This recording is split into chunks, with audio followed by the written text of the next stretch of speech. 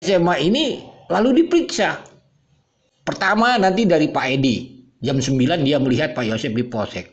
Kedua nanti Pak Yosep juga setelah bajunya diganti kan. Analisa, salam kehidupan, salam sehat. Sahabat-sahabat akan tolong disimak sampai habis biar tidak gagal paham.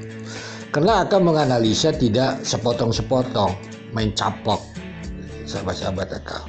Apalagi kita sudah paham ada peradilan, ada dakwaan dan sebagainya, tentunya kita tidak bisa terlepas dari sana membahasnya, sahabat-sahabat AK. Lalu kita ingin mencoba adanya nanti saksi misalnya dari pihak petugas kepolisian misalnya atau penyidik. Tentunya kita harus memahami di saat penyelidikan dan penyidikan. Kalau kita melihat itu sering akan bahas di peradilan ada dikatakan Yosep lapor jam 7.30, sahabat-sahabat akan diterima oleh Bribtu Hidayat. Lalu mereka ke TKP dan sebagainya, tentunya itu masih tahap penyelidikan, sahabat-sahabat AK.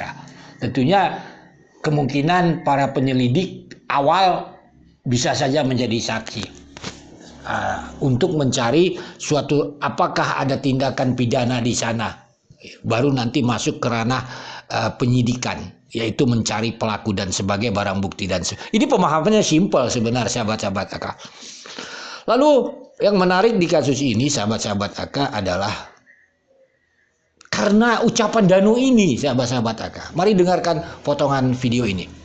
Ada bukti yang kuat terhadap YH atau orang tua korban suami Ibu Tuti ini ada kita temukan bercak darah di bajunya, sehingga kita kuat juga kita bahwa YH ini sebagai pelaku, sehingga kita penahanan bersama-sama dengan MR.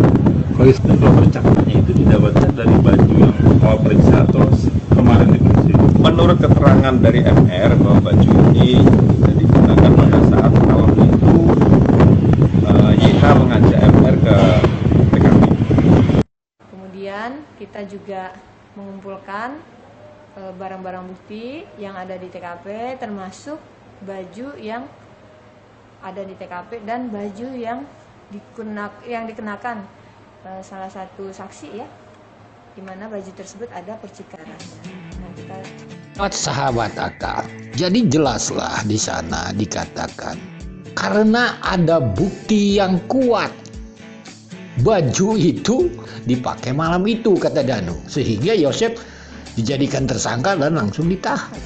Ini kan tinggal sekarang melemahkan bukti itu gitu. Kan ini di persidangan itu. Mari kita coba memahaminya. Di awal baju ini sudah ada, tetapi tidak menjadi alat bukti yang kuat. Karena ucapan Danu lah sahabat-sahabat akan menjadi alat bukti kuat. Mari kita coba memahami. Kapan ini baju bercak ini ditemukan? Apakah di saat Yosep melapor 7.30 atau setelah pulang dari polsek lalu Yosep itu nanti ke SMA, lalu dari SMA sanalah Yosep nanti lalu diperiksa, setelah itulah dia baru ditemukan bajunya. Kan ini pemahamannya gitu. Kalaulah ditemukannya di saat Yosep bukan melaporkan tetapi diperiksa setelah dari SMA analisanya, tentunya kenapa orang-orang di SMA tidak melihat itu? Tentunya jawabannya karena memang betul gitu. Mungkin bercaknya sedikit gitu. Nggak terlihat jelas gitu, kecuali diperhatikan dengan jelas gitu. Kan ini pemahamannya. Apakah Yosep di SMA setelah pulang dari lapor ke polsek? Mari kita dengarkan dulu 3 keterangan saksi bahwa Yosep ada di SMA. Lalu terdakwa pergi ke polsek Cilacap untuk melapor kepada pihak berwenang. Selanjutnya ketika terdakwa bersama petugas kepolisian sampai di halaman depan rumah terdakwa, sudah banyak orang berkerumun dan juga lari ke sini. Ternyata di sini sudah tidak ada siapa-siapa. Pak Yosep juga sudah tidak ada, nggak tahu kemana perginya. Itu saya langsung lapor ke Kapolsek. Ternyata di Kapolsek udah duluan Pak Yosep yang lapor. Lalu sama-sama ke sini. Setelah di sini saya belum sempat nanya apa-apa sama Pak Yosep. Pak Yosepnya langsung sok diamankan di sekolah, lokasi langsung disteril oleh kepolisian. Kita sekolah itu nggak ketemu kemarin waktu jam 8.02 itu nelfon ini telepon itu ada di SMA di depan mana ada sana apa di mana ya SMA itu langsung ke SMA itu langsung ke SMA. Saya langsung di posisi di atas di mana di SMA, sekolahan SMA ke sana sekitar setengah 9 lah, 8.30 nyampe di sana. Itu sampai nanya kebetulan saya ketemu sama Yoris langsung sama di atas tuh di SMA itu sama Riz, di situ ada temuin, malah saya mau ke TKP itu kata Riz udah jangan kan gitu. Sahabat-sahabat AK, jelaslah Pak Yosep setelah dari Polsek lalu di SMA. Pertanyaannya kan seperti itu, apakah bajunya sudah ditemukan? Analisa AK belum. Kan seperti itu gitu. Karena nanti ditemukannya setelah Pak Yosep diperiksa. Setelah Pak Yosep dari SMA inilah dia nanti diperiksa. Jadi ada beda waktu dia lapor dan diperiksa. Pertanyaan kembali kan, kalau ini memang baju yang dipakai malam itu tentunya akan nampak jelas gitu. Tetapi kalau hanya sedikit, ya tentunya orang yang melihat Pak Yosep di SMA itu tidak akan nampak bercak-bercak itu. Kecuali melihatnya dengan jeli. Kan seperti itu pemahamannya sahabat-sahabat AK.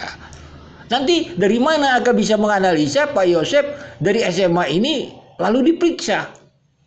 Pertama nanti dari Pak Edi. Jam 9 dia melihat Pak Yosep di Polsek. Kedua, nanti Pak Yosep juga setelah bajunya diganti kan di kantor Polsek, sahabat-sahabat AK, tentunya penggantian baju itu sudah siang dong. Itu kita udah selesai lah sekitar jam 9. Saya ceritanya mau pulang lah ke Segeleran, tapi saya tetap ingin ke TKP saya, ingin ke TKP. Nah waktu itu saya ke TKP, saya jam 9 berangkat dari kantor gitu kan. Memang waktu kita berangkat kita ada Pak Yosep di situ kan. Tapi siang itu karena saya udah jam 9 waktu itu saya berangkat aja. Saya punya ke TKP. Ya Itu kebetulan pada waktu itu mungkin kita pun tidak terasa dalam pemeriksaan. Ini dalam pemeriksaan kita nggak sadar pada waktu itu. Baik. Di situ ada, jadi sedikit noda dekat kancing, terus di bawahnya ada sedikit lagi, setitik gitu ya, setitik gitu, bukan ini. Baik, itu noda juga itu di celana. Jadi pada waktu itu langsung kita dipoto, langsung dibuka itu di kantor polisi. Oh, Bapak celana itu diganti di kantor polisi. Di kantor polisi. Di Polsek. Jadi enggak di Polsek. Di Polsek Jalan Cagak. Polsek Jalan disaksikan Cagak, oleh penyidik. Nah, sendal juga. Kan itu pakai sendal juga. Baik, Bapak. Makanya ini yang saya biar tahu. Kaos yang putih itu dari orang Kabag pemerintahan. Itu bukan baju Bapak? Bukan, itu pinjem. Karena kan dia ada bawa di mobil. Siap. Terus yang celananya itu punya Pak Mul, pinjem juga. Jadi saya nggak itu kan nggak pulang lagi. Hanya Bapak udah nggak bisa masuk rumah, nggak bisa ngambil baju-baju Bapak. Makanya baju-baju itu semua bukan punya baju, kaos bukan punya Bapak itu hanya pinjem, itu dikasih pinjem. Siap. Termasuk celana pinjem. Jadi kalau orang berasumsi lain ya Bapak ya, lebih terbuka silakan. Makanya mau cari yang jujur atau yang bohong. Diganti kan di kantor Polsek, sahabat-sahabat AK, tentunya penggantian baju itu sudah siang dong. Kan seperti itu. Jadi clear dia ini sahabat-sahabat AK. Jadi apa yang dikatakan Pak Yosep, kalau kita melihat kronologis ini, ya tinggal dibantah aja nanti di pengadilan keterangan danu itu gitu sahabat-sahabat. Hanya segini dahulu sahabat-sahabat AK.